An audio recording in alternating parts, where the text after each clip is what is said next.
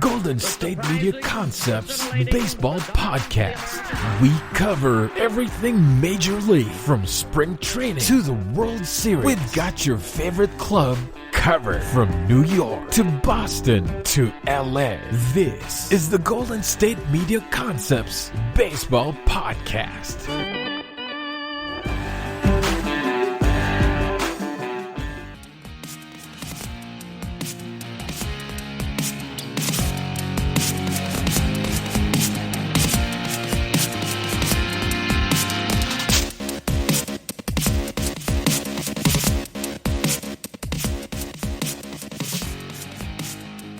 Hello and welcome in to another edition of the GSMC Baseball Podcast, brought to you by the GSMC Podcast Network. I'm your host, Kevin Mahalik. This is episode number 277 here on Thursday, September 17th. I appreciate you guys listening out there. Hopefully you've had a great week so far.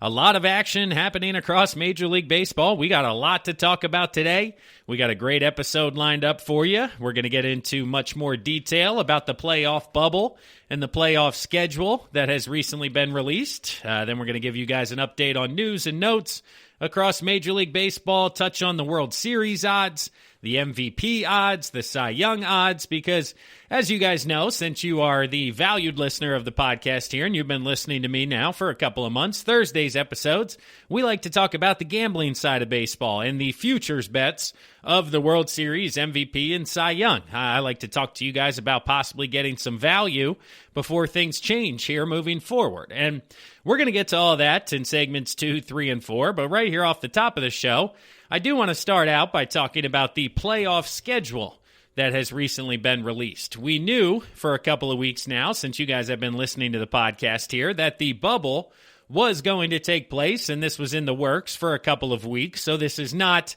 breaking news for the GSMC Baseball Podcast listeners, but what is new is that there will be no off days during any series that takes place during the postseason, and the rationale behind this is that there will be no travel, therefore no need for travel days. And this is going to be fascinating the more I think about it as to how it could affect ultimately who advances in the postseason. So breaking down the postseason once again, the initial wild card round will be a best of 3. That will then move to the divisional round, which will be a best of 5. And then the championship and World Series rounds will be your standard best of 7. And still, during these best of 7 games, there will be no off days. There will be no travel, so there will be no off days. And typically the schedule, when you get to 7 games, is 2 games, travel day, 3 games, travel day, 2 games. So you play 7 over 9 days. And a lot of different pitchers can be used throughout this. And this is kind of the greater point that ultimately we're going to be discussing here in the top segment is how this changes who ultimately may advance in the postseason. Because best of 3 series, that's fine. That doesn't really impact ultimately who you're using from the pitching side of things, who's starting, who's relieving. If you get to the best of 5, then it starts to affect things because it's typically 2 travel, 2 travel, 1 in regards to the best of 5, and then the logistics we spoke about during the best of 7. So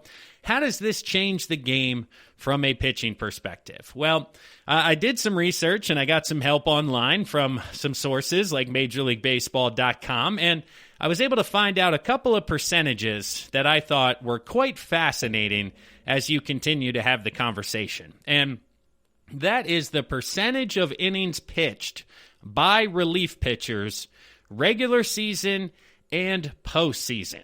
Okay, so back in 2010, relief pitchers threw 32.9% of regular season innings. So 1/3 of all regular season innings. Well, in the postseason that same year, relief pitchers threw 32.3% of innings. So essentially the same. The game did not change from the regular season to the postseason. Pitchers still went 7 innings, relievers went 8-9. Or pitchers went 6 innings, relievers went 7-8-9. It was still the same game from the regular season to the postseason. Well, this has completely changed in the last decade. Now, last year was a bit of an outlier, and we'll get into the specifics why in just a second. But in 2018, which is a very good barometer of the style of baseball that is being played now, is that 39.4% of regular season innings were thrown by relief pitchers. Okay, so a slight uptick, but we'll say 40% up from 33. Well, in the postseason, that number jumped to 49.7%. So from 40% all the way to 50% in the postseason. And why does this take place, you ask? It's due to the off days in the postseason that typically take place that do not during the regular season. So as a relief pitcher, the rule is that after 2 days in a row, you get yourself a day off. Managers, relief pitchers, nobody likes to work 3 days in a row. Now, what I just explained, best of 5, best of 7, is 2 travel, 3 travel, 2. So you can use your stud relief pitcher in 5 out of the 7 games, 6 out of the 7 games. Games 1 and 2, they get the travel day off. Games 3 and 4, then they get game 5 off and the travel day 6 off. So now they're rested for games 6 and 7 coming down the stretch. So you can realistically use a stud relief pitcher in 6 out of those 7 games, when in the course of the regular season, this will never be the case. At maximum, it would be 2 day off, 2 day off, 1. So you're looking at 5, and that person is absolutely exhausted. So the maximum now we're looking at is 3, potentially 4 appearances. I mean, if you're a closer and you close all 4 games, I don't think you're being used in a tie situation when you typically would elsewhere, because you would have the ability to have days off in between starts. So this really is going to make this a different brand of baseball in the postseason. And it's going to emulate more of what the Nationals did in 2019. And this is, kind of wrapping up this entire conversation. And one elementary sentence to put it all together is that the regular season is typically about depth, and the postseason is typically about your stars. And the Nationals, they were a great picture of this last postseason. So in the postseason, Max Scherzer, Patrick Corbin, Steven Strasburg, they started 76% of the postseason starts for the Nationals. And this percentage may even be a bit higher because Scherzer had to miss a start or two due to back problems. Now, out of the 76% of the starts, they also threw 59% of all postseason innings for the Nationals last year. When they weren't starting during their third day, when it's typically a bullpen day, they were throwing those bullpens live in the game and not on the side. Yes, it was only 20 pitches. Well, that's what they would get in a bullpen, and then they would still come back on their 5th day for their regularly scheduled start. So think about a team being able to use 3 pitchers in 60% of all postseason innings. They're not going to be able to get anywhere close to that number this year due to the fact that there will be no off days.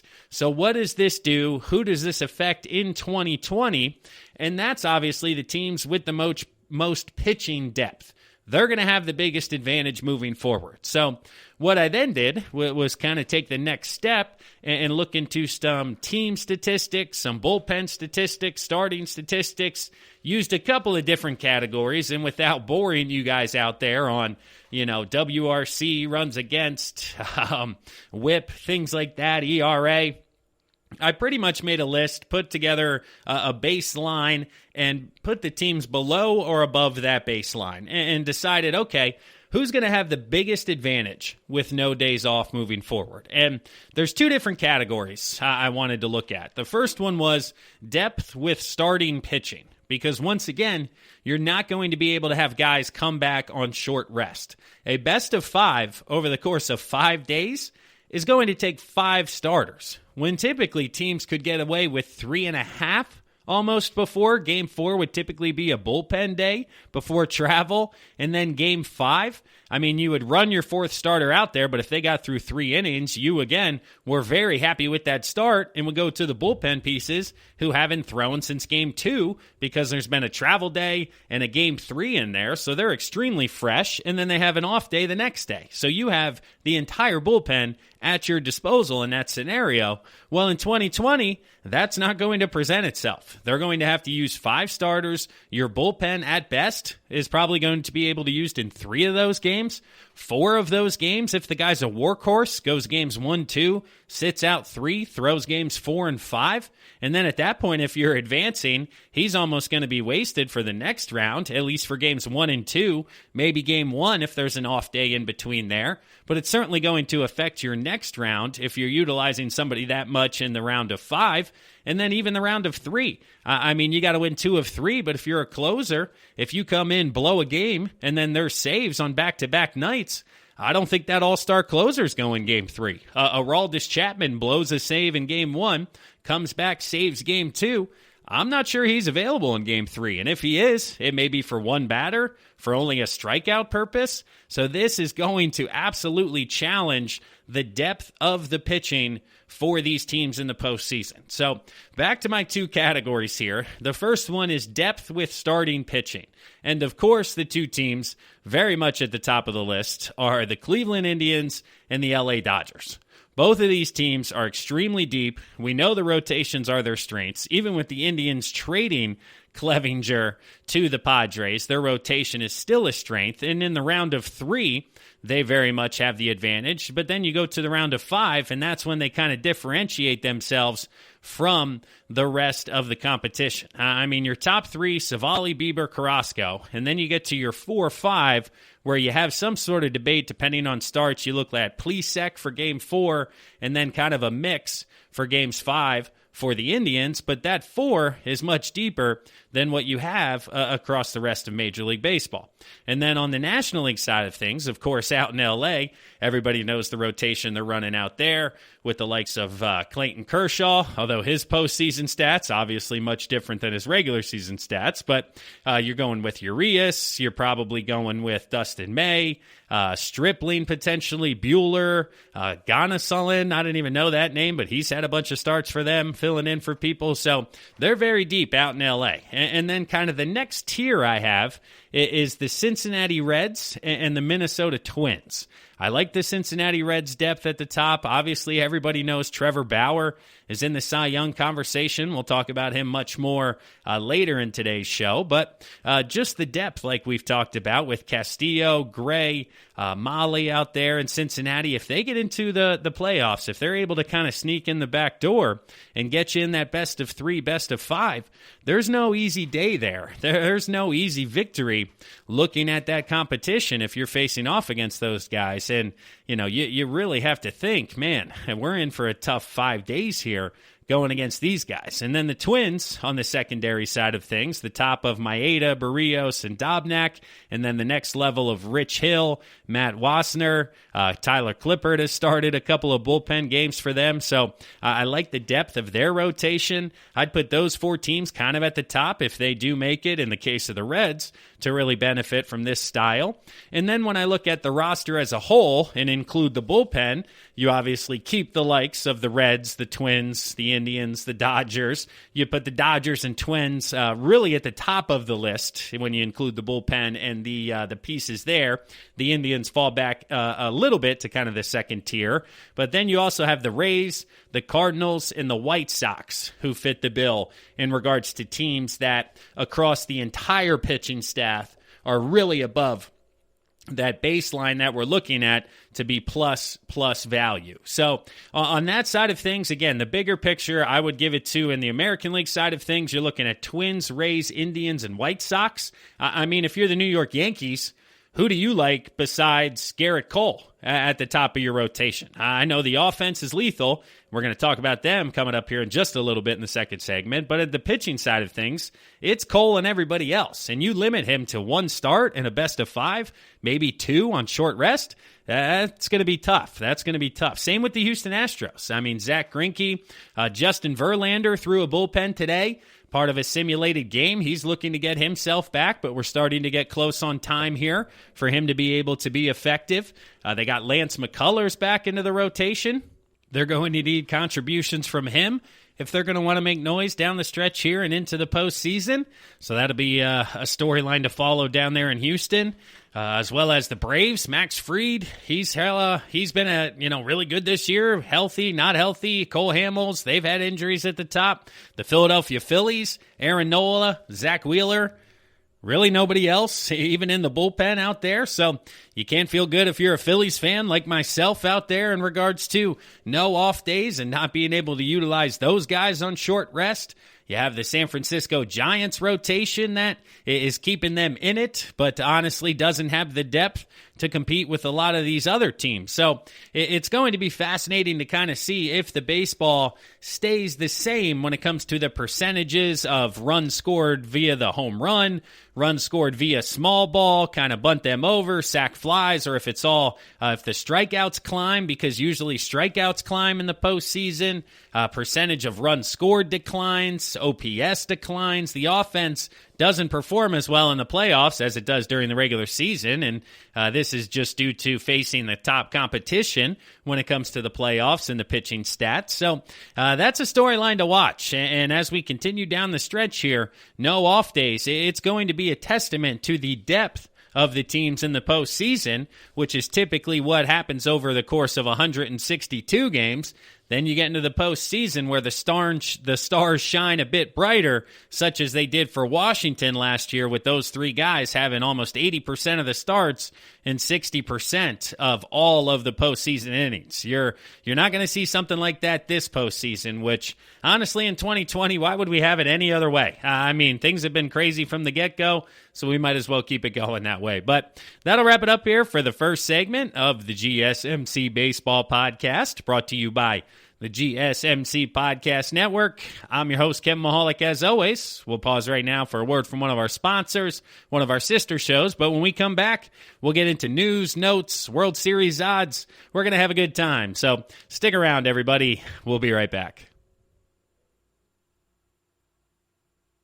This is your ultimate stop for everything sports. The Golden State Media Concepts Sports Podcast. Should I say more? From the NFL, MLB, the NBA to MMA, it's all in here. The Golden State Media Concepts Sports Podcast. Listen now.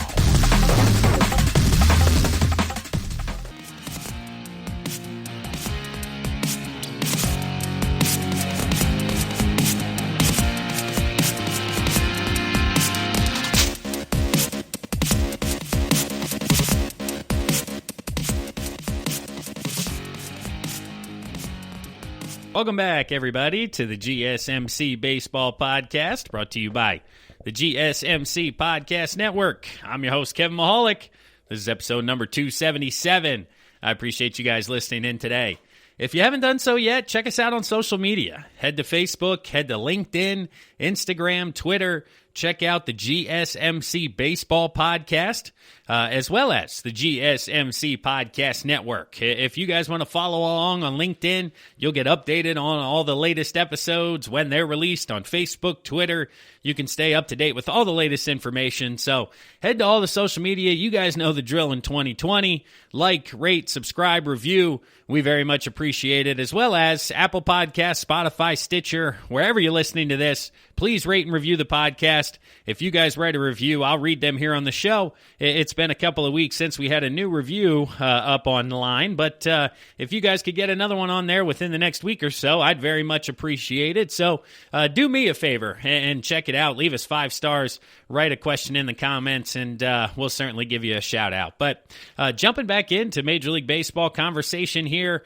Now, honestly, guys, I've been very self-conscious not to talk about the Phillies in much detail on these types of episodes. I do a little bit of local media when it comes to the Phillies and conversation and things like that. So I'm very much worried that I'll just go down a rabbit hole and take up an entire segment when I want to keep things national. So you guys listening out there, don't just tune out because I'm only talking about the Phillies. But they've been in the headlines here twice now in the past 2 days, and I do just want to talk in a bit more detail about both of these. And the first one is Jake Arrieta was removed from his start after his 97th pitch, and he threw a pitch, bases loaded, basically popped a hamstring. I mean, you saw him be in immediate pain, grabbed his hamstring, could barely put all of his weight on it when coming off of the field.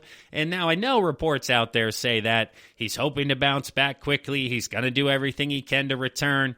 But the truth of the matter of it is that I think he's done for the season. And even if he's not, that means the Phillies are making a run in the postseason.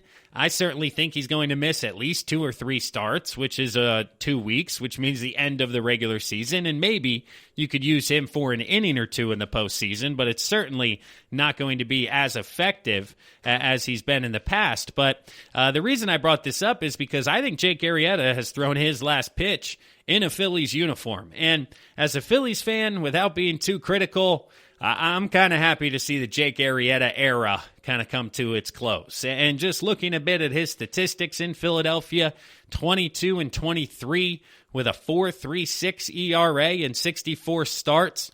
What we got was much closer to what he gave the Baltimore Orioles at the beginning of his career. He was 20-25 with a 5.46 ERA, so a bit better on the ERA. It wasn't as bad, but basically same amount of innings, very close in the amount of hits. A lot of, there you go, let's see here, 40 less earned runs, but same amount of home runs and things along those lines. So without getting too much into it, Jake Arrieta, the version that we got here in Philadelphia, certainly was not worth the $75 million, and it was not worth paying for what he put up in Chicago, where he was 68-31 with a 2.73 ERA over the course of 5 years. So you Cubs fans out there, feel special about what you got from Jake Arrieta because you got him at the right time and you allowed him to move on at the right time because his struggles in Baltimore and Philadelphia, average him out to be a 3.76 ERA for his career. But I think the Phillies move on from that contract over the next 2 years. They will move on from their club option, basically making him a free agent this offseason, and I don't anticipate his return once we get to 2021. So we may have seen the last of Jake Arrieta in a Phillies uniform, and in my opinion, I believe we have. But the other news and notes that the Phillies made here was as of Wednesday, the night of recording of this podcast for you guys, they called up Mickey Moniak to the active 40-man roster. And now Mickey Moniak, you're probably saying, oh, well, I've heard that name. Yeah, he was the number 1 overall pick in the 2016 draft as an 18-year-old out of high school. And let's talk about Mickey's career path to this point, and then we're going to get into that 2016 draft and why the fans of Philadelphia are frustrated with Mickey Moniak. Now, from a national perspective, the kid has done almost everything they've asked for him to do. He hasn't hit to the level they've anticipated, but he has been almost 2 years younger per average for the level of competition that he has been playing.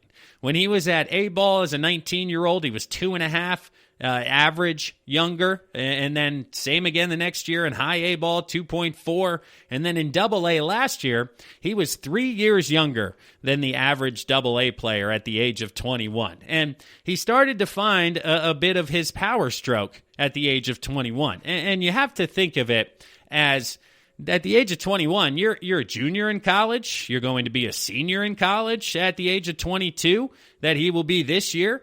Because as a freshman, he had 1 home run, in age 18. Then he had 5 in 2017, 5 in 2018. And then that went up to 11 last year with 13 triples and 28 doubles. So the extra base hits in 2019 were for a total of 52, which was up from the previous year of 36. So the kid is just continuing to develop into his body. And now this is where things get difficult because, of course, you want to compare him with the rest of the 2016 Major League Baseball draft and what you could have taken at number 1 overall. Now, of course, as a Phillies fan, you have to kind of keep a big picture in mind here, but there are a few instances and a few players that certainly stand out as potential options that right now in this moment you would love to have on your baseball team. Now, I'm going to list a few of the picks here. If you were to redraft 2016, here would be your options as the Philadelphia Phillies, knowing what you know now. And then essentially you can see why Mickey Moniak has been considered a bit of a bust up until this point, even without reaching the big leagues. But Bo Bichette was an option for the 2016 draft that he was originally drafted in the second round by the Blue Jays at 66th overall. Now, of course, Bichette is playing great baseball this year in the major leagues. So where's Mickey Moniak? Why haven't we seen that yet? Another guy who was in the 2016 draft was this year's Cy Young winner in the American League. Spoiler alert for later conversation, but Shane Bieber. He went in the 4th round at 122 overall to Cleveland. Now, he was a college kid who came out of UCSB. He helped the program reach the College World Series. People didn't think he'd be a top-end starter when he first came out, and we saw that early in his career. But now you see what can happen when he reaches his top-end ability, and he would obviously be in conversation for the top overall pick if you were redrafting. Another name there is Pete Alonso. Now, of course, if you're the Phillies, I can see why you would not look to take Pete Alonso because you took Rhys Hoskins only a few years earlier high in the draft, and you anticipated him being your first baseman of the future, so you wouldn't look to Pete Alonso. But certainly, the guy who wins Rookie of the Year, hits over 50 home runs, is a guy who's going to upset some fans that we took a high school kid who can't get above Double-A over during that draft, when especially Rhys Hoskins is struggling at points down the stretch. Gavin Lux was available in this draft. He went in the first round, number 20 overall to the Dodgers. But he could have been another option for the Phillies because at this point, I believe it was Freddie Galvis. Oh, no, excuse me. Shortstop was probably not an option because at this point, they had J.P. Crawford labeled as the shortstop of the future in Philadelphia. So that takes out Bo Bichette. That's why they didn't go that route or weren't looking shortstop. Gavin Lux across the board. So they were looking outfield in this particular draft. And again, knowing what you know now, I'm thinking you would go arm. Even Nick Senzel for the Reds, he went 2nd overall. He's been effective at the big league level. But the way the Phillies staff has basically shaken out, moving on from Sixto Sanchez, Spencer Howard, now with a shoulder injury. Of course, you would love to have an arm in this situation. You're looking at Bieber. You're looking at Jesus Luzardo, who originally went in the 3rd round, would have been available at the top of this draft and is now an excellent big league pitcher. Matt Manning, who went 9th overall, is now in the big league, showing some flashes. But if you wanted to stay in the outfield, Dustin May was available, A.J. Puck was available, Forrest Whitley was available, and they went with the outfielder out of high school instead of the outfielder out of college, looking at their window, and all of this affecting the draft and not just taking best player available or the player that you think could help you the most, such as Dylan Carlson, who went 33rd to the Cardinals that round. Brian Reynolds went in the 2nd round that year. It's just all of these options seem to be better options currently in today's moment than Mickey Moniak. Now, Mickey, like I said, he has age going for him against a lot of these other picks. A lot of these other guys were college guys who are further along and further developed. So are we comparing A.J. Puck or Shane Bieber or Gavin Lux, Bo Bichette? Are we comparing these guys at age 23, 24, 25 to what Mickey Moniak currently is at age 21, soon to be 22 years old? Or do we wait 3 years and compare this year's Gavin Lux stats to 3 years from now, Mickey Moniak stats? So I'm not giving up on Mickey Moniak yet, but of course with the number 1 overall pick comes very high expectations, comes difference maker, comes Rookie of the Year, MVP, perennial all-star, and Mickey has just been a bit slower in his development, and that's led to some frustration locally as well as nationally because he's dropped out of top 100 prospect lists. He's the 13th ranked best Phillies prospect, not even top 10. So the national pundits are souring a bit on Mickey, but he certainly could make up for it with a nice, some at-bats here down the stretch over the last couple of weeks, come up with a big hit or two, and the locals here in Philadelphia will certainly love you. But transitioning now away from the Phillies, I do want to touch on the New York Yankees here briefly. We've seen them get fully healthy this past week when we talked about injuries with Arrieta. Well, the Yankees are finally on the other side. They got DJ LeMahieu back now for a week or two. Giancarlo Stanton was just reinstated on Tuesday from the injured list. Now Aaron Judge returns from the injured list on Wednesday. The Yankees have won 6 in a row during this entire thing. And weird, right? The Yankees get healthy, they start winning ball games again. It's almost like if you lose your best players, your team's not going to be as good over the course of the next month. And this leads to the conversation of World Series odds and currently where I see value for you guys out there. And looking at 2020, there's been some sudden movement. The Padres have moved into the top 5, bumping out the Atlanta Braves. The Chicago White Sox are now ahead of the Twins. They've been growing or shrinking, I guess, in their odds. But overall here, looking at these odds, you have the Dodgers at the top at plus 320. The Yankees have jumped all the way back into second place at plus 617. But I do think that is a half-decent bet. And the only reason I'm hesitant is because of our first segment and that conversation around no days off in the postseason and the depth of this starting pitching staff. I know the bullpen, the back end of the bullpen can be extremely effective, but I'm just concerned about the starting rotation and their ability to be able to hold a lead or even get the ball to that bullpen. Now, best of 3, I think they're fine. Best of 5, their odds start to lessen a bit. And then best of 7, if they were to go up against the likes of, say, the Indians or even, the Twins with that rotation, they could be up for a uphill battle in that particular instance. But not far behind them is the Tampa Bay Rays, plus 667. Those are decent odds. It all depends on who you like coming out of the American League East. If you think the Yankees will have the ability to catch Tampa Bay, or if you think Tampa will continue to run that division, that's where you'll find your value between those two teams. Followed up with the Athletics at plus 900. So the Dodgers, the top National League team, and then the next 3 teams coming out of the American League side of things. But if you're an Oakland fan and you think they come out of the American League, plus 900 is very good value. But I'm still kind of buying the Chicago White Sox. I talked about it during the pandemic. If you guys were listening back then a couple of months ago, I said, hey, the White Sox are the surprise in the American League. Plus 1,200. I still think that's fantastic value. I love the depth of their pitching staff. I love the depth of their lineup. I think this is a fully well-rounded team that is going to be a very difficult out in the postseason. And a $100 bet netting you $1,200, I think is excellent value here on September 16th. Now, of course, this is barring injuries, all of that, but I think that's excellent value on the American League side. And on the National League side, if you're not going to go Dodgers, the Padres at plus 1,100 are a solid value there. I think they are the second best team in the National League. It's just a matter of postseason matchups and ultimately how you think those fall, because I don't think the Braves are a good bet. I don't like the Astros. If you like the Indians, plus 1,700, or the Twins, plus 1,400, I think you get good value out of those as well when it comes to the American League side of things. So it's a crazy time here. Honestly, let me see where my Phillies are at this current point. Are they in the top 15? Yes, they are. Plus 3,000 for the Philadelphia Phillies to win the World Series. So if you're looking to waste some money, put $10 on the Phils. If for some miraculous reason they're able to pull it off, it'll net you a positive $300. But that'll wrap it up here for the second segment of the GSMC Baseball Podcast, brought to you by the GSMC Podcast Network. We'll pause right now for a word from one of our sponsors, one of our sister shows. But when we come back, we'll dive into those MVP odds. And I think there's some interesting value still to be had here with 2 weeks left. I think we could get a late run by a couple of individuals. So stick around, everybody. You're going to want to hear this.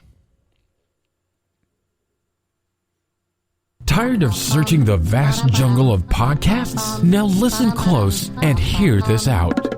There's a podcast network that covers just about everything that you've been searching. Hey! The Golden State Media Concepts Podcast Network is here. Nothing less than a podcast bliss with endless hours of podcast coverage. From news, sports, music, fashion, cooking, entertainment, fantasy, football, and so much more. So stop lurking around and go straight out to the Golden State Media Concepts Podcast Network. Guaranteed to fill that podcast itch. Whatever it may be. Visit us at www.gsmcpodcast.com. Follow us on Facebook and Twitter, and download us on iTunes, SoundCloud, and Google Play.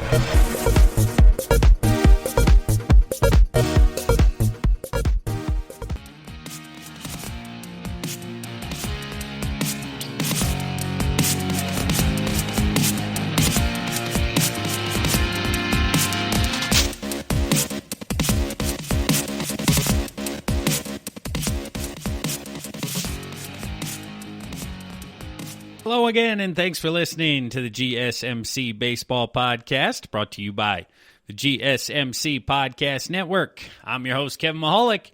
This is episode number 277 of the Baseball Podcast. If you guys like this podcast, make sure you check out all the other podcasts within the GSMC Podcast Network.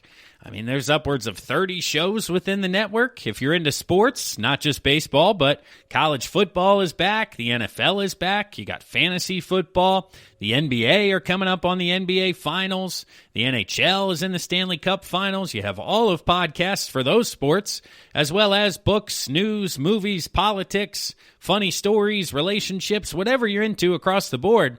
GSMC has some quality content for you guys to check out there. So wherever you're listening to this podcast, whether it's Apple Podcasts, Stitcher, Spotify, Google Play, type in GSMC into the search bar and you'll find the plethora of 20 to 30 shows with quality guests, quality hosts, just like myself, bringing you guys great content on a very regular basis. But jumping back into today's baseball podcast, I want to touch on the MVP odds for the rest of the 2020 season here. You guys know the drill. On Thursdays, we like to get into the gambling side of baseball. I myself here in the state of Pennsylvania, I like to enjoy futures bets, current bets. I don't like to get into kind of the day-to-day regards to the gambling with you guys. It's more fun to kind of keep track of the futures bets to ultimately see if we can gain some value by being ahead of ultimately what we think is going to take place. So starting off with the American League, looking at the MVP race, it as of September 15th here, so whenever you're listening to this, September 15th, Nelson Cruz, the Twins' designated hitter, has taken over as the favorite for the award over Shane Bieber. So Shane Bieber was the favorite for just about a week, and then almost 2 weeks ago, Brandon Lowe was the favorite. So each week we look at this. First week, Brandon Lowe. Next week, Shane Bieber. This week, it was Nelson Cruz as your favorite. So things are changing on a weekly basis, and that's why I like to talk to you guys to anticipate what's going to be happening next. So looking at all players on the board here currently, we touched on Nelson Cruz. He's at plus 125. Well, Nelson this year has been extremely impressive. He has 323 average, 16 home runs, 32 RBIs. Now, that is excellent from an offensive side of things. But honestly, I am still impartial to the designated hitter winning an MVP award because you hit 5 times a night, so you're only able to help your team in those instances, unlike other individuals such as Mike Trout, Tim Anderson, Luke Voit, who are playing defense on a nightly basis and can also impact the game from a defensive perspective. Also, the top DHs, because number 1, Nelson Cruz. 2, we touched on it, Shane Bieber. Well, your third-ranked guy here is Jose Abreu at plus 550. And I categorize him right with Nelson Cruz. I mean, Jose Abreu, heck of a year. 328, 15 home runs, 48 RBIs. He's honestly been more impressive offensively than Nelson Cruz. He's got 12 more hits and, 34 more at-bats. He's got 8 more doubles. Neither of them has a triple. He's walked less, struck out less, so he puts the ball in play more. His OPS is slightly less than Nelson Cruz, but on a plainly statistical level, I do like Jose Abreu and where his numbers align, comparatively speaking, to Nelson Cruz in regards to the value of the odds. Once again, Nelson Cruz, plus 125. Excuse me, Jose Abreu, plus 550. I like Jose Abreu if I were to pick between those two guys and ultimately who I think's going to win the award, because I don't think a DH is going to win it. I think just coming down the stretch, we're going to see a push by one of these other individuals who currently sit 4, 5, and 6. Now, Shane Bieber, second place, plus 200. We've touched on it in episodes past. Who were the last pitchers to win the Cy Young? I think he's got a decent shot. Honestly, depending on how his last couple of starts go, will determine his opportunity in the MVP. I said it last week. I'll repeat it this week. But if he has a start where he gives up 4 runs over 7 innings, 3 runs over 5 innings, it's not going to cost him the Cy Young award, but it absolutely could cost him the MVP award in my eyes. Now, comparatively speaking, if he has, 2, maybe 3 more starts, depending on when you're listening to this, if he goes 8 innings, gives up 1 run both times, it's going to be tough not to give the MVP award to Shane Bieber based on where the Indians finish and what's been happening with their offense for the entirety of this season. So it does come down to his final 2 starts. I just think the expectations are too high to assume that he is going to complete those. Now, he's done it year to date. So I've been wrong on him year to date. I assumed one blow-up start was going to come, and we haven't had it yet. But ultimately, I think this award favors offense, and if one of these next guys get hot, they could ultimately make a run at it. Now, those 3 guys I'm talking about, we're starting off with Mike Trout, who I talked about last week as having great value. Honestly, Mike Trout now at plus 700. Just last week, he was at plus 550, so he is back to where he was almost 2 weeks ago. And honestly, if he can get his average up, I think the guy could win the award, as bad as the LA Angels have been. Now, he's hitting 295. This is up from where it was last week, which is why his odds are where they are. But he's also got 16 home runs, 39 RBIs. His 16 home runs is good for second in all of baseball. Luke Voit has been the top of that statistical category, and he is one of these next individuals. He is currently 6th on the list at plus 2,000. And honestly, it's just due to his average hitting 280. 18 home runs, 42 RBIs. He also only has 4 doubles, so he doesn't have a ton of extra base hits, only 22 in total. So I don't like those odds. I do think, again, if this were like a Heisman, he'd be a quote-unquote finalist, but I don't think he has an opportunity to win the award. The last guy who I think does, and now this comes down to the final 2 weeks, and ultimately if he gets extremely hot, but that's Tim Anderson of the Chicago White Sox. We talked about Jose Abreu, his teammate, but Anderson has come back, he has stayed healthy, and he has continued to absolutely mash the baseball.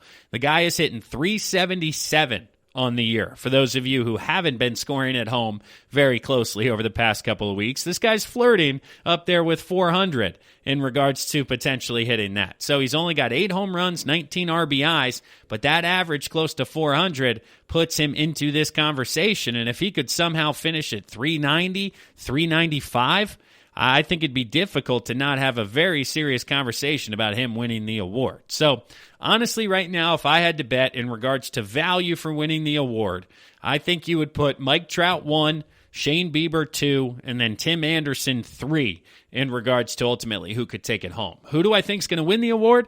I think it's going to come down to Shane Bieber and his outings. If he has fantastic outings, I think he wins the award. If he struggles a little bit, then we get to the DH, non-DH conversation. I tend to lean more non-DH, which means if Tim Anderson gets close to 400, it's his to win. And if not, if Mike Trout hits over 300, is up there in home runs, RBIs, doubles, all of that, steals, he's going to take home the award once again, and I wouldn't be too surprised. So that's the conversation around the American League, but now transitioning over to the National League, a mini slump for Fernando Tatis Jr. Again, we're not going to call it a full-fledged slump, but it's been enough to the point where Mookie Betts is now even with Fernando Tatis Jr. as co-favorites to win the award.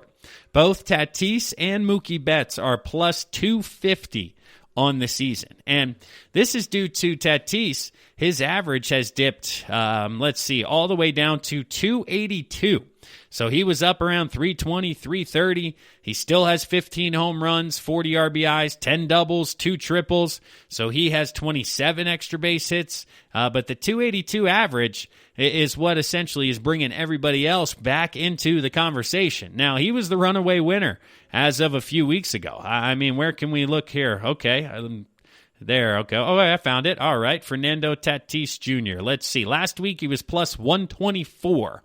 And then the week before that, he was in his plus 300, but he was the only one that was that close. So now a lot of people are right neck and neck with Tatis Jr., including Mookie Betts, who continues to find himself having a solid year. The guy's hitting 310, 15 home runs, 35 RBIs, 9 doubles on the year, 9 stolen bases. He's played second base. He's played outfield. He's been very impressive during his first year for the Dodgers. But the current value right now in this moment lies at plus 450 in the likes of Freddie Freeman. This guy has been unbelievable. He missed the beginning of the year, had coronavirus during the offseason, lost some weight, came back, found himself, and now he is turning it on. The guy's hitting 352 with a 465 on-base percentage. How does he have this good of an on-base percentage? He's got 35 walks and 28 strikeouts. He's one of the few major league hitters who still hates to strike out. This guy puts the ball in play, smacks it around the yard, doesn't strike out, hits for a little bit of power. This year he's hitting for a lot more doubles than home runs. He's got 11 home runs, but he leads the league in doubles at 18. He has a total of 40 extra base hits, and I just told you Tatis had 28. So hitting for extra base, 1.118 OPS, 46 RBIs. He only has 1 steal on the year, but he's not a stolen base guy. But the Atlanta Braves are in first place. They're going to make the postseason, and Freddie Freeman is a huge reason why. They've had injuries across the board in Atlanta. The starting rotation has been decimated. Acuna's missed time. Albies has missed time. A lot of people haven't lived up to the expectations, and Freddie Freeman is just absolutely dominating the baseball. I talked about Juan Soto being a video game. Juan Soto's hitting 342 with 11 homers. Freddie Freeman's hitting 352 with 11 homers. So Freddie Freeman is as much as a video game hitter as there is out there, and his current value at plus 450, if he continues to pace the Braves down the stretch and they maybe even get the second seed in the National League behind the Braves or behind the Dodgers, there's going to be a big-time conversation because Corey Seager's next for the Dodgers at plus 700. He's had a fantastic this year, hitting 305, 12 home runs, but that means the Dodgers have multiple MVP candidates, which could take away from Mookie Betts a bit, and that's where it becomes the most important player or the best player on the best team. And Marcell Ozuna, he's on here when it comes to the odds at plus 800. He's a designated hitter this year for the Braves, so that's another reason why I don't think ultimately he would be in consideration for the award. He has had a heck of a year offensively. 321, 14 home runs, 44 RBIs, so no argument there. Michael Conforto for the Mets has been fantastic, but the way the Mets are going to finish, I don't think he would be in consideration. Juan Soto, same deal for the Nationals. We just talked about his statistics, but with where the Mets and Nationals are, finishing 4th and 5th in the National League East, I really don't think that they're going to be up for consideration. So the last guy on here who is quite a long shot right now, just because, again, based on conversation, kind of outlook, he's really kind of been in the background when it comes to Tatis Jr., but that's Manny Machado. If you look down at Manny Machado, he's hitting 313, 13 home runs, 40 RBIs. He's got 10 doubles. He's got a triple. He's also only struck out 32 times this year. He has 22 walks, so not quite to the Freddie Freeman stature there of more walks than strikeouts, but certainly much better than he's been in the past. He's played in 51 games, all 51, just like Tatis Jr. has, so his availability hasn't been a problem. He's got a higher average than Tatis. He's got a higher on-base percentage. They literally have the same OPS as I'm looking at it now. So it's just the energy and the action that Tatis Jr. has brought to San Diego in regards to unwritten rules, conversation around is he, trotting around too much. But Machado has quietly been fantastic for San Diego this year. So one last point I wanted to make here. I just found a couple of neat statistics I wanted to touch on when it comes to the MVP awards here. And looking at previous winners by position in the American League, the highest position is outfield, which has 32 MVP winners, followed up by first base, which has 14 for the American League. In the National League, they have 33 outfield winners and 15 at first base when it comes to the breakdown. Then in the American League, the top teams with the most AL MVP winners, the New York Yankees have had 20 in the team's history, followed by the Tigers, A's, and Red Sox, who have all had 11 winners in the past. And then on the National League side of things, 4 teams in double digits. There have been 17 Cardinals, 13 Giants, 12 Cincinnati Reds, and 11 Los Angeles Dodgers. And it'll be interesting to see which team adds them this year, whether it'll be the Braves, Dodgers, Padres in the National League. On the American League side of things, White Sox, Angels, Indians, and Twins. But either way, that'll conclude things here for the third segment of the GSMC Baseball Podcast, brought to you by the GSMC Podcast Network. We'll pause right now for a word from one of our sponsors and one of our sister shows, but when we come back, we'll wrap up today's episode. We're going to talk about the Cy Young Awards. I know things look pretty much wrapped up in the American League, but we'll talk about it anyway. Then we'll touch on the National League side of things, which is a much, much more detailed conversation. And then we'll conclude the episode looking at NL and AL Rookie of the Year awards and who's favorited to take those home. So I'm your host, Kevin Mahalik. We'll pause for a word from one of our sponsors, one of our sister shows. We'll be right back. Want to know the latest in soccer? Then listen to the Golden State Media Concepts Soccer Podcast. From MLS, the World Cup, and the Premier League, we've got you covered. The latest updates, the hottest matches, and news on the league's top players. It's the Golden State Media Concepts Soccer Podcast. David Beckham scores the goal to take England all the way to the World Cup finals. Listen now.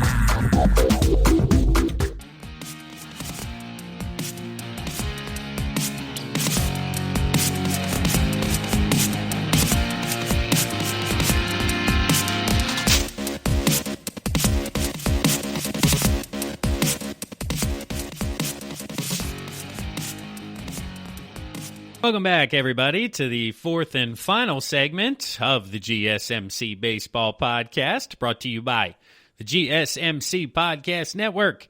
I'm your host, Kevin Mahalik. Today's episode is number 277 of the Baseball Podcast here on Thursday, September 17th.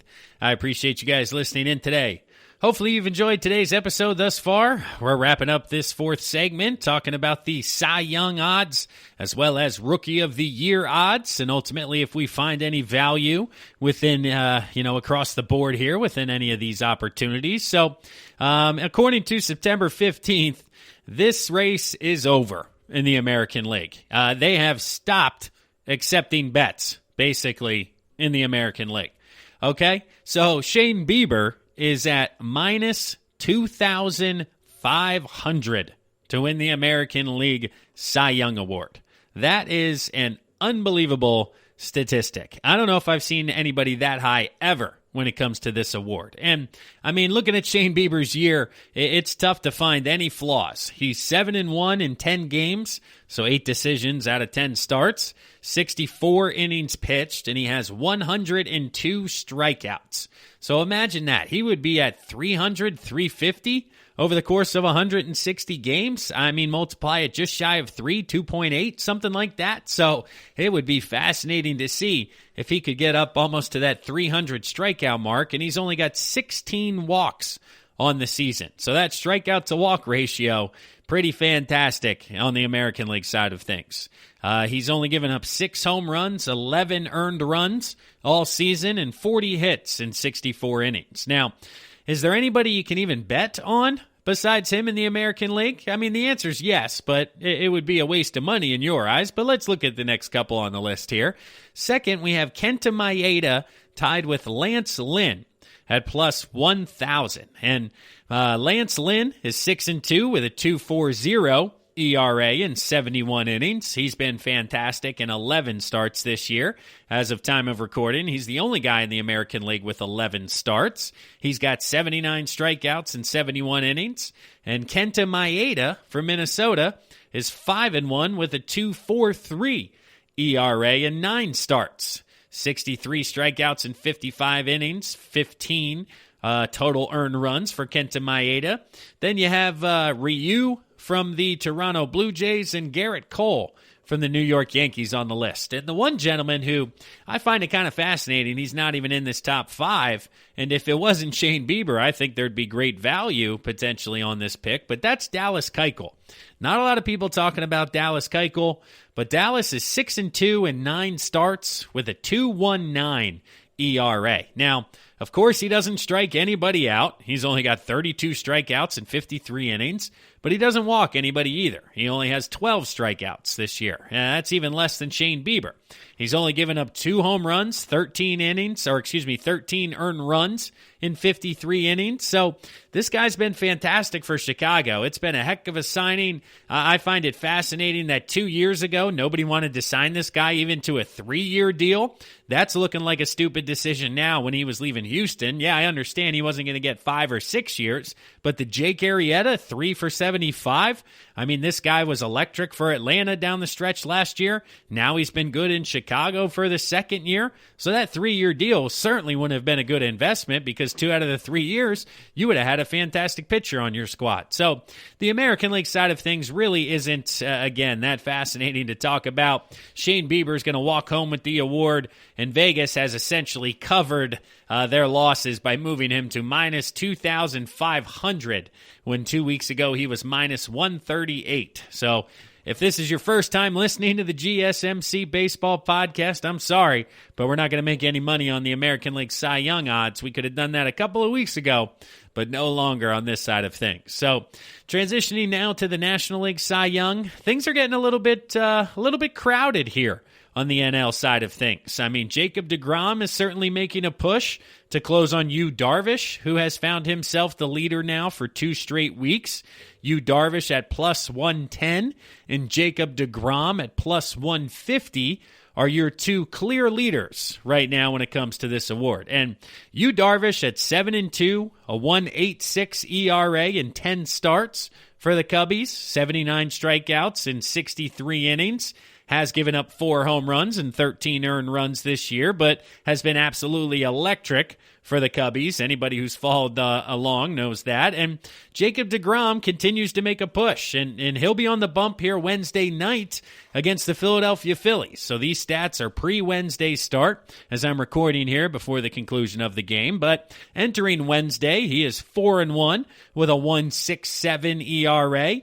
He has 54 innings pitched in 9 starts, 79 strikeouts to only 13 walks, and 10 earned runs. But 4-1 record with a 1.67 ERA just dictates and shows you how much the Mets have been unable to help this guy, but not only this year, but also in years past. I mean, this guy's won the award with like 10, 11 wins during the year. It's just been fascinating to see him dominate and just continue to not get any run support or any affection from his Mets teammates. But the next tier on the list, honestly, is a bit of a surprise to me. It's Aaron Nola. I know he's had a fantastic year for the Phillies. He continues to go out and dial things up. He was one of the 2 victories they had against the Marlins.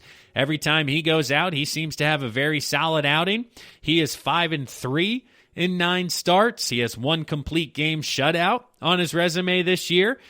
Trevor Bauer has 2 of those, but Aaron Nola and Kyle Hendricks, some of the only other guys, Alec Mills, of course, with the no-hitter in the National League side of things. But Nola with the 2.4 ERA, that's fantastic for him as a bounce-back year from years past. But what we've seen from Nola in years past is kind of a September fall-off. And when he gets higher up in innings, that's when things start to struggle down the stretch for Nola here in Philadelphia. And obviously not having that to worry about is a plus for his candidacy here for the Cy Young. But 77 Ks in 56 innings. He has allowed 8 home runs, which is tied for tops in the National League, which is a surprise, but that's really only how he gives up his runs. It's very difficult to square up 2 to 3 baseballs in an inning against Aaron Nola. He just has to keep the ball in the yard, and that 2.4 ERA will climb even lower moving forward. The next tier after him is Max Fried and Trevor Bauer at plus 800. Both of these guys obviously having good years. Max Fried, 9 starts, 6-0, 1.98 ERA, only 47 strikeouts in 50 innings. More of a contact pitcher, similar to Dallas Keuchel on the American League side of things, which unfortunately, when you start having Cy Young discussions, that's what this becomes. Instead of an ERA record producer, you have to strike people out, you have to flash, you have to throw 100 miles an hour.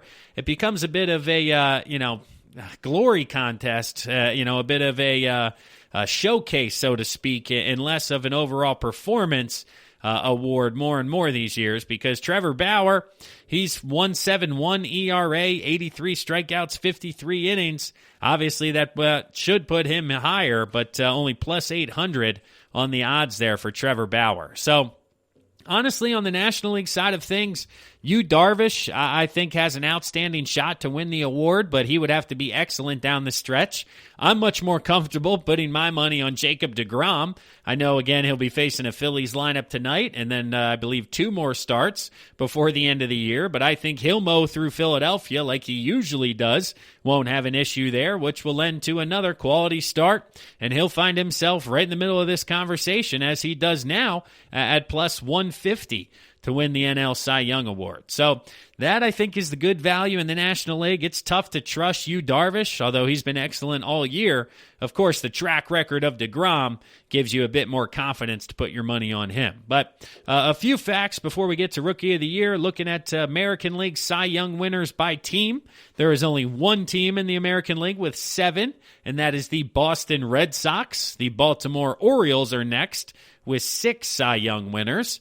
Transitioning to the National League, the Phillies, Dodgers, and Mets all have 7 Cy Young winners. So let's see. The Red Sox won't win one this year. The Phillies will be on the outside looking in. But if Jacob deGrom's able to win one, he'll take the New York Mets to 8 Cy Young winners, which will be the most out of any team in the history of baseball. And as I continue to look here, the only American League team without a Cy Young winner is the Texas Rangers. And the only National League teams are the Cincinnati Reds, Colorado Rockies, and Miami Marlins. And it makes sense with the Rockies. I'm going to go out on a limb and say Sixto Sanchez is going to win a Cy Young Award for the Marlins before his career is done. And I don't know if Trevor Bauer is going to get one this year for the Reds, and I don't know if they're going to hang on to him long enough to give him another opportunity in that uniform. But wrapping up the 4th segment here, talking about the Rookie of the Year awards coming down the stretch. There's brief competition in the American League, but there's really 2 favorites and then everybody else. It's Kyle Lewis and Luis Robert. And honestly, where I have the odds right now, I think Kyle Lewis is better value with the Seattle Mariners. Luis Robert is currently minus 110 to win the award, and Kyle Lewis is plus 120.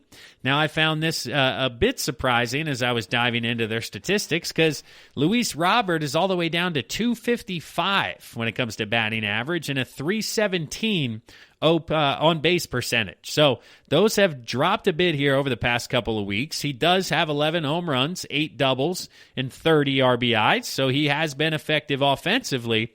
But when you look at Kyle Lewis, he's hitting 295 with a 390 on-base percentage, so that makes his OPS about 60 points higher than Luis Roberts. He has 3 steals. Now, Robert has 8 steals on the year, so Robert does do a bit more on the base paths, but I think the average makes up for that with Kyle Lewis. He has 10 home runs, 27 RBIs, so only 13 extra base hits compared to 19. So I do see the argument for Luis Robert, but ultimately I think Kyle Lewis is in better position than the plus 120 compared to the minus 110 that you'd be receiving on Luis Robert. It is a two-horse race in the American League for sure. I mean, that next tier plus 800, plus 900, plus 1,200 is the pitching side of things with Christian Javier for the Astros, Randy Dobnak for the Twins, and Jesus Luzardo for the Athletics. I mean, Dobnak 6-4, 4.05 ERA. That ERA has crept up here as the Twins have hit a bit of a skid recently.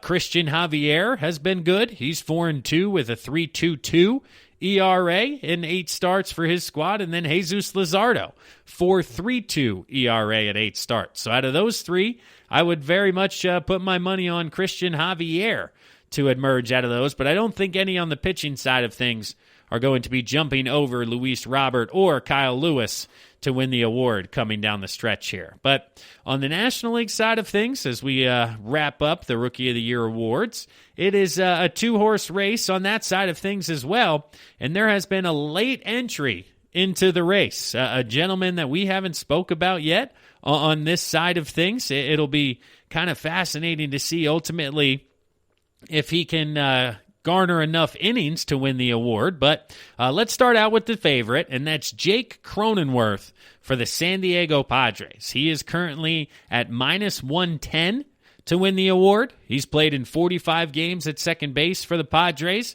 He's hitting .313 with an OBP of .371 for an OPS over 900. 4 home runs, 3 triples, 14 doubles. So obviously the guy's a doubles hitter who will occasionally pop one out of here, but that's certainly fantastic, hitting .313 with 14 doubles. That's why he's at the top of the list with 3 stolen bases. But the guy who has since entered the conversation is Sixto Sanchez for the Miami Marlins. That's right, Sixto traded there for JT Realmuto. Well, in 5 starts, he is 3-1 with a 1.69 ERA. He has given up a total of 6 runs in those 5 starts over the course of 32 innings. So that's 6 1/3 in average for 1 run, basically per outing. 29 strikeouts in 32 innings, a whip under 1. He has been excellent on the mound. He's probably got 2 or 3 more starts, and if he continues to, if he finishes 5-1, 6-1 with an ERA under 2, and the Marlins make the playoffs, it's going to be certainly a conversation. And then the last guy here who we haven't talked about is Alec Bohm of the Philadelphia Phillies. He continues to find himself having a fantastic rookie season offensively. Let's see. He is hitting, if I can find him, there he is. He's hitting .316 offensively, 3 home runs, 9 doubles, 19 RBIs. He has a .365 on-base percentage, so not walking a ton with only 9 walks and 27 strikeouts. But the kid seems to come up big in big situations. He's had a couple of clutch hits for the Phillies in some big games, and honestly, he's been excellent. So I see him having some conversation here down the stretch as well. But honestly, Cronenworth, leader in the clubhouse. But if Sixto continues to dominate for 2-3 more starts and Miami makes the postseason, I think there's good value on Sixto Sanchez and potentially winning that Rookie of the Year award. But lastly here, guys, I know we touch on the teams as we get out of here. The New York Yankees, like we said, have won 6 straight. The Chicago White Sox have won 6 straight. The Cleveland Indians have now lost 7 in a row as they continue their slump since we've talked on Monday. Let's see. Anybody in the National League? The Reds look like they're getting hot. They've won 4 in a row. And the Cubbies have won 3 straight. The Pittsburgh Pirates have lost 7 in a row, but they're in the basement, so that one really doesn't matter much. But no other major moves made this week. You guys know the drill. I'll talk to you guys again on Monday, where we wrap up what's happening across the league. There'll be 1 week left in the regular season when I talk to you guys next on Monday. It'll be fascinating to see how the races are lining up down the stretch, and ultimately, if the NL playoff picture is getting a little murkier, or if it is clear as crystal like it is on the American League side of things. But that'll do it for today's episode of the GSMC Baseball Podcast, brought to you by the GSMC Podcast Network. I'm your host, Kevin Mahalik. Do me a favor one last time. Head to social media. Follow us, Instagram, Facebook, Twitter. Please like, rate, subscribe, review wherever you're listening to this podcast. But more importantly, enjoy yourselves out there this weekend. Try to enjoy the fall weather. College football is back. The NFL is back. Enjoy some family time and try to stay safe and stay sane as we continue to navigate 2020 out there. But I'm your host, Kevin Mahalik. That'll wrap it up for me. I appreciate you guys listening today. We'll talk to you again on Monday. You've been listening to the Golden State Media Concepts Baseball Podcast, part of the Golden State Media Concepts Podcast Network. You can find this show and others like it at www.gsmcpodcast.com. Download our podcast on iTunes, Stitcher, SoundCloud, and Google Play. Just type in GSMC to find all the shows from the Golden State Media Concepts Podcast Network, from movies to music, from sports to entertainment, and even weird news. You can also follow us on Twitter and on Facebook. Thank you, and we hope you have enjoyed today's program.